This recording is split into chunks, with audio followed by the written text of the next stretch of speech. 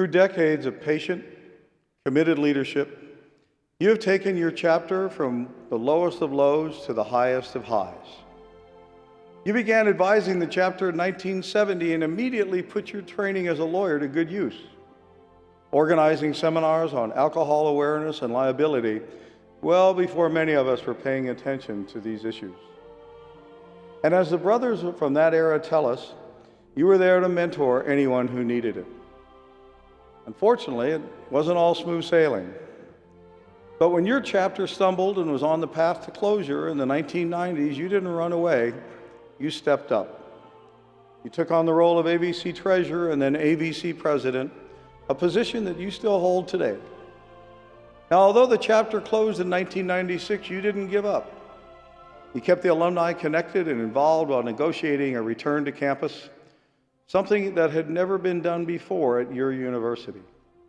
You reassured everyone that SigEp was still worth it, that a new chapter could and would be different.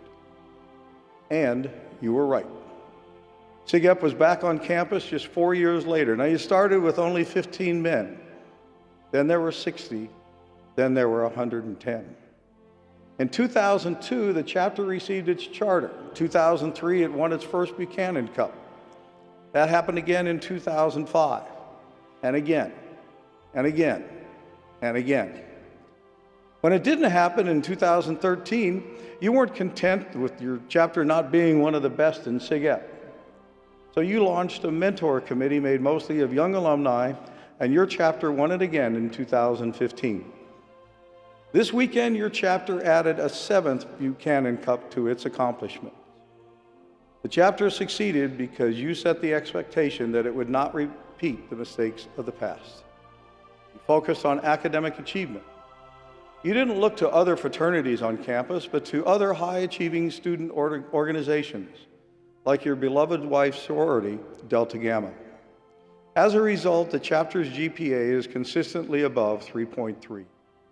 You are also an early adopter of programs that will keep SigEp relevant for generations to come.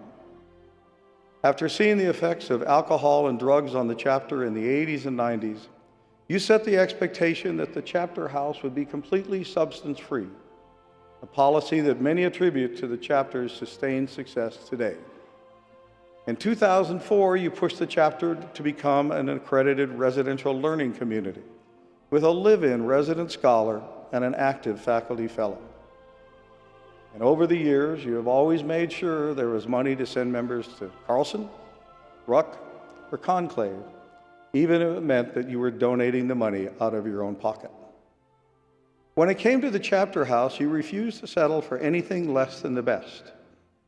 So in 2007, you led a capital campaign for $800,000 to purchase and renovate a new house, one that exemplifies what it means to be living in a learning community.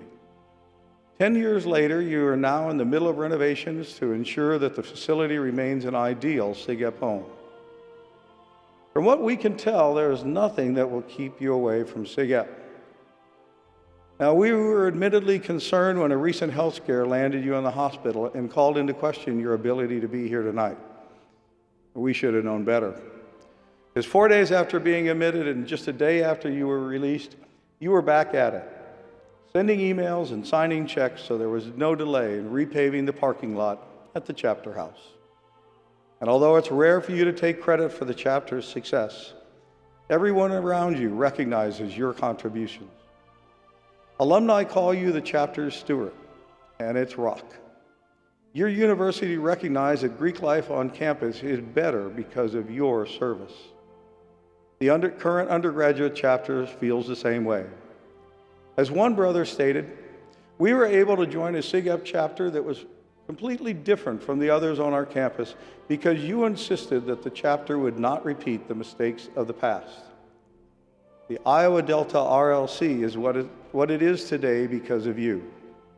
Thousands of men have benefited from your wisdom, your vision, and your persistence. After 47 years of selfless service to Sigma Epsilon, it is our honor to award you, Brother Gary Ordway, the Order of the Golden Heart.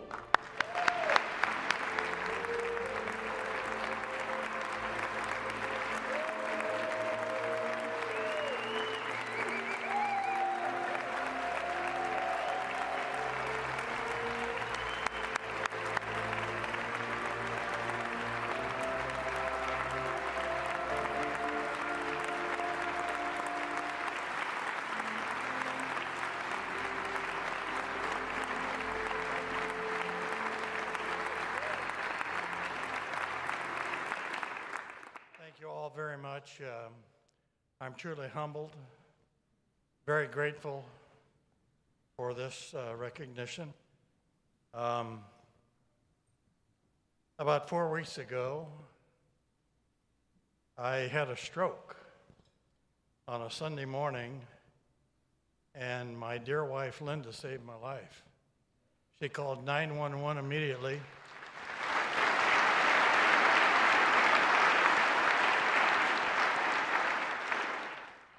And 2 weeks ago, I couldn't have gone to this conclave, but we've made it. I'm still having my dance with death. We've heard a lot about our fraternity and the changes that are coming and that we need to make. We've been a dry facility for 17 years, a balanced man chapter for those 17 years, and an RLC for about 14 years. Don't be afraid of it. Please have the courage. If you have alcohol in your facility, please, please, you're dancing with death, and we don't want to lose you. We want to save you. Everybody loves you.